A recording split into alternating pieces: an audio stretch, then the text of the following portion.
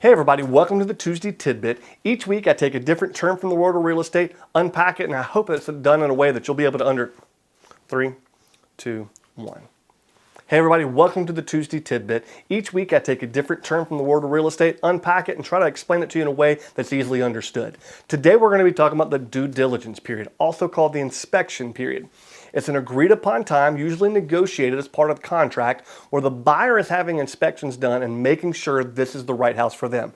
If you remember last week, we used the example of a shopping experience. The buyer has now taken the home off the shelf. They're really looking at it, making sure this is the right home for them. During this time, a buyer can walk away for any reason or for no reason at all. They can just wake up one morning and decide they've got a feeling that this isn't the right one. Sometimes in the negotiations, there's a due diligence deposit.